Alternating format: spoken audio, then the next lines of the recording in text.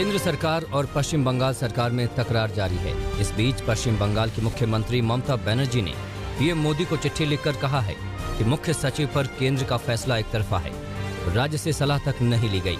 आपको बता दें कि बंगाल के मुख्य सचिव अल्पन बंदोपाध्याय ने रिटायरमेंट ले लिया है और वो अब अगले 3 साल के लिए मुख्यमंत्री ममता बनर्जी के मुख्य सलाहकार होंगे। अल्पन बंदोपाध्याय आज अपना कार्यभार संभालेंगे। वहीं नए मुख्य सचिव हरिकृष्ण द्विवेदी को बनाया गया है। Alapon Bandyopadhyay, like him a bright officer, I will not allow him to leave us finally. Chief Secretary is okay. Today is the retirement day. It is his desire. He can take a decision. And I think he has the guts. He has the boldness. He has the honesty. He has the sincerity. And his name will be forever for the history of India, that how a bureaucrat is been victimized after his long services. And I allowed him to be Chief Advisor of Chief Minister. Mamata Banerjee ने अल्पन बंदोपाध्याय को अपना मुख्य सलाहकार जरूर बना लिया है, मगर फिर भी सूत्रों से खबर है कि केंद्र सरकार अल्पन पर कार्रवाई के मूड में है। जानकारी के मुताबिक अल्पन को चार्जशीट दी जाएगी। केंद्र ने 28 मई की रात को बंदोपाध्याय की सेवाएं मांगी थीं और उन्हें सोमवार सुबह 10 बजे दिल्ली में कार्यभार संभालने को कहा था, जिसके बाद ममता बनर्जी ने केंद्र सरकार पर देश के संघीय ढांचे को ध्वस्त करने का आरोप लगाया था।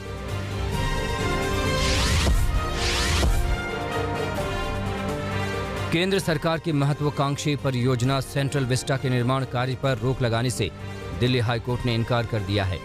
कोर्ट ने याचिकाकर्ता पर 1 लाख रुपए का जुर्माना भी लगाया है। हाई कोर्ट ने कहा है कि निर्माण कार्य में शामिल मजदूर उसी जगह पर रह रहे थे, लिहाजा निर्माण को रोकने का कोई औचित्य नहीं बनता। न ही डीडीएम के 19 अप्रैल के आदेश में इस तरह की कोई बात कही गई थी। बता दें कि सुप्रीम कोर्ट से पहले ही सेंट्रल विस्टा को मंजूरी मिल चुकी है।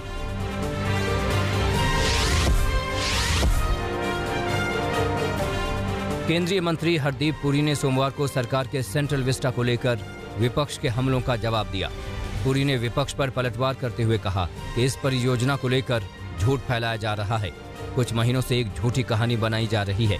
केंद्रीय आवास और शहरी मामलों के मंत्री पुरी ने कहा कि इसे वैनिटी प्रोजेक्ट बताया गया है, यानी इसकी जरूरत नहीं है। विपक्ष सीधे तौर पर सेंट्रल विस्टा को लेकर भ्रम फैला रहा है।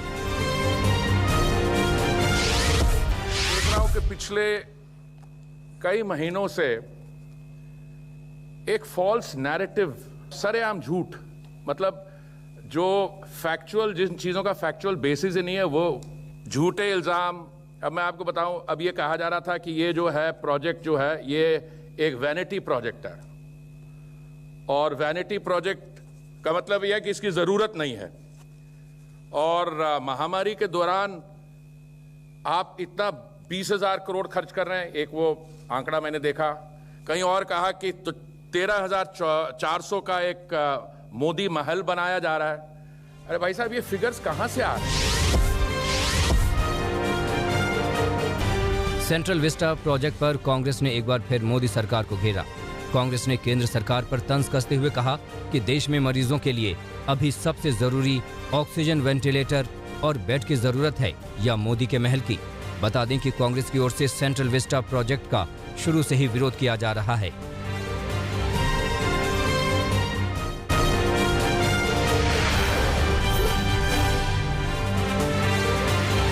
केरल के मुख्यमंत्री पिनराई विजयन ने गैर बीजेपी शासित राज्यों के 11 मुख्यमंत्रियों को पत्र लिखकर केंद्र पर कोविड-19 के टीके खरीदने और मुफ्त टीकाकरण सुनिश्चित करने के लिए दबाव बनाने के वास्ते एकजुट प्रयास करने की अपील की है। विजय ने कहा है कि यह दुर्भाग्यपूर्ण है कि केंद्र टीके खरीदने, मुफ्त टीकाकरण सुनिश्चित करने संबंधी अपने कर्तव्य से बचना चाहता है। समय की मांग है कि हमारी वास्तविक मांग के लिए दबाव बनाने के लिए संयुक्त प्रयास किए जाएं, ताकि केंद्र तुरंत कार्यवाही करे।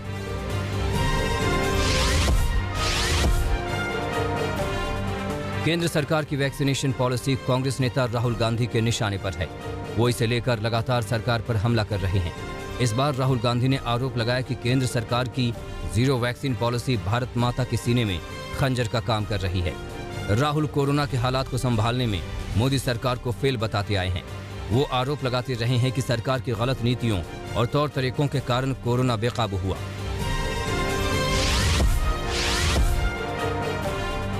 वैक्सीनेशन को लेकर विपक्ष के लगातार हमले पर बीजेपी के अध्यक्ष जेपी नड्डा ने जवाब दिया है।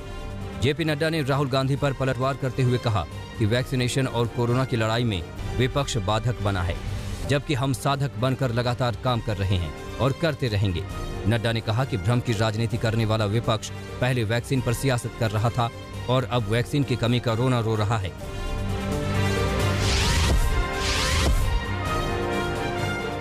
सुप्रीम कोर्ट ने विभिन्न राज्यों द्वारा कोरोना वायरस रोधी टीकों की खरीद के लिए ग्लोबल टेंडर जारी करने के बीच सोमवार को केंद्र से पूछा कि उसकी वैक्सीन हासिल करने की नीति क्या है। इसके साथ ही उसने टीकाकरण से पहले कोविन ऐप पर अनिवार्य रूप से रजिस्ट्रेशन करवाने की जरूरत पर भी सवाल उठाए और कहा कि नीति निर्माताओं को जमीनी हकीकत से वाकिफ होना चाहिए और डिजिटल इंडिया की वास्तविक स्थिति को ध्यान में रखना चाहिए। देश की सबसे बड़ी अदालत ने केंद्र सरकार से 2 हफ्ते के भीतर वैक्सीनेशन पॉलिसी पर हलफनामा मांगा है।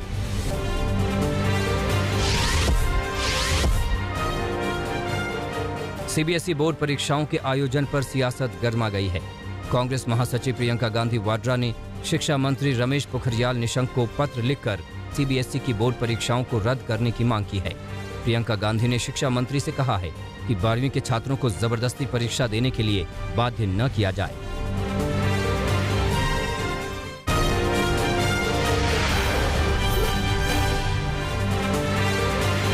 दिल्ली में कोरोना की वजह से एक ही परिवार के 6 लोगों की मौत का मामला सामने आया है।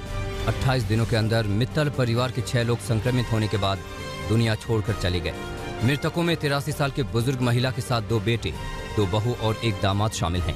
15 लोगों के परिवार में 8 लोग कोरोना पॉजिटिव हुए थे। 4 तारीख को उन्होंने मेरी चाची का बता दिया सुबह फ़ोन करके कि कार्डियक अरेस्ट हो गया है। मतलब हमें प्रोसेस ही नहीं हो पा रही थी कि इन्फॉर्मेशन प्रोसेस कैसे करनी है सब। 5 मई को मेरे फादर को वो नॉर्मल वार्ड से लेकर आईसीयू वार्ड में ले गए थे, क्योंकि बस उन्होंने इतना बताया कि इनकी तबीयत ख़राब होने के आसार लग रहे हैं हमें। अब यकीन नहीं मानेंगे, जब चाचा, पापा और मेरी मम्मी, दादी और चाची की तबीयत तो फिर भी थोड़ी ख़राब थी, वो काफ़ी ठीक थे, उनकी ऑक्सीजन लेवल भी बहुत ज़्यादा डाउन नहीं थे। चाचा बिल्कुल चल के गए थे हॉस्पिटल, मम्मी चल के गई थी हॉस्पिटल, पापा को थोड़ा सहारा देना पड़ा था, बट ये 2 लोग तो बिल्कुल चल के गए थे हॉस्पिटल। चाचा को तो बिल्कुल हमें यकीन ही नहीं आया था कि ऐसा हो कैसे सकता है। एज भी ज़्यादा नहीं थी, चाचा मेरे सिर्फ 45 के थे। महाराष्ट्र के डिप्टी सीएम अजित पवार के करीबी एनसीपी कार्यकर्ता की हत्या कर दी गई। रविराज तावरे को हमलावरों ने 2 गोलियां मारी, जिसके बाद वो घायल हो गए। रविवार तावरे को बारामती के प्राइवेट अस्पताल में भर्ती करवाया गया, जहां उनकी मौत हो गई।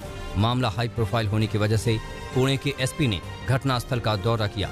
साथ ही हमलावरों की तलाश में पुलिस जुट गई है।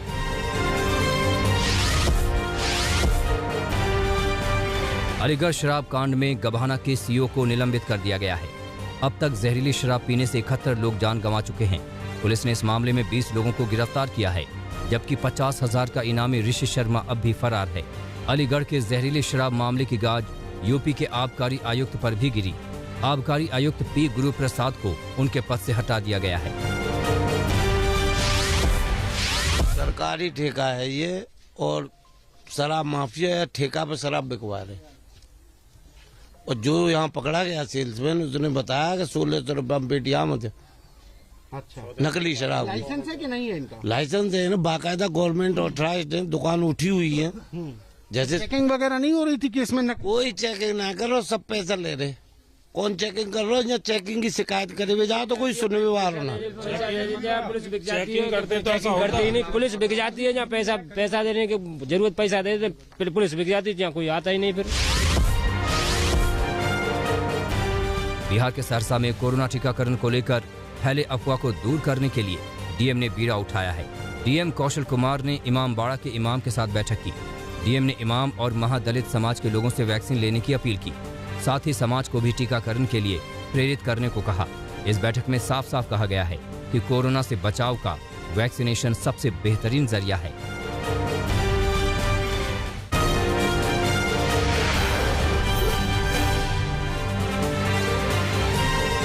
इजराइल में राजनीतिक संकट गहरा गया है। प्रधानमंत्री बेंजामिन नेतन्याहू की कुर्सी पर खतरा मंडरा रहा है। विपक्षी पार्टियों के हाथ मिलाने के बाद नेतन्याहू अलग थलग पड़ गए हैं।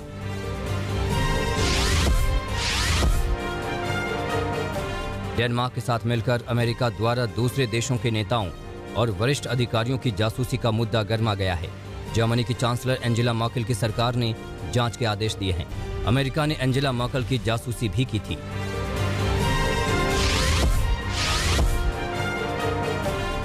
दक्षिण कोरिया की बैलिस्टिक मिसाइलों के विकास पर लगी अमेरिकी रोक के हटाए जाने के बाद उत्तर कोरिया ने नाराजगी जताई। पहले दक्षिण कोरिया सिर्फ 800 किलोमीटर तक मारक क्षमता की मिसाइलें ही बना सकता था।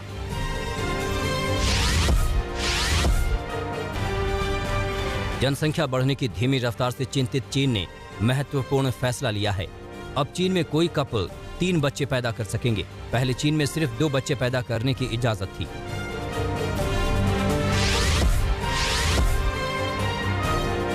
चीन के मुद्दे पर ऑस्ट्रेलिया न्यूजीलैंड एक साथ आए हैं।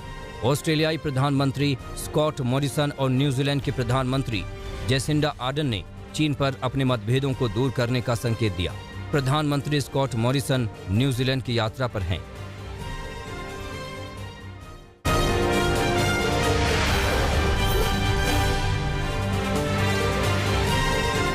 न्यूजीलैंड के कैंटरबरी से आई बाढ़ की वजह से 50 लोगों का हेलीकॉप्टर से रेस्क्यू किया गया। सतर्कता बरतते हुए 50 से ज्यादा स्कूलों को बंद किया गया। सरकार ने लोगों से बाढ़ प्रभावित इलाकों को छोड़ दूसरी जगहों पर जाने की अपील की है।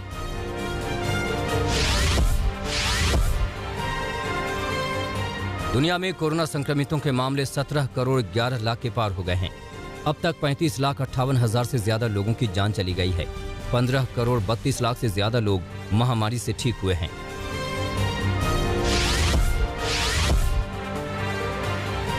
बढ़ते कोरोना मामलों पर लगाम लगाने के लिए मलेशिया ने बड़े पैमाने पर टीकाकरण शुरू किया। राजधानी कुआलालंपुर में एक दिन में 8,000 लोगों का टीकाकरण करने का लक्ष्य रखा गया। रोजाना 7,000 से ज्यादा मामले सामने आ रहे हैं।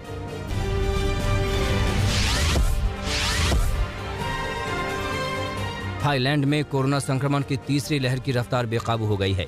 बढ़ते मामलों को देखते हुए सरकार बड़े पैमाने पर टेस्टिंग कर रही है। अब तक 1,60,000 के करीब मामले सामने आ चुके हैं।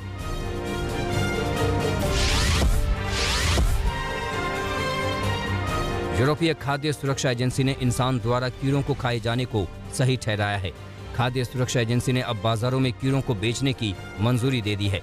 जनवरी में यूरोपीय खाद्य सुरक्षा एजेंसी ने कीड़ों को खाने पर हरी झंडी दी थी।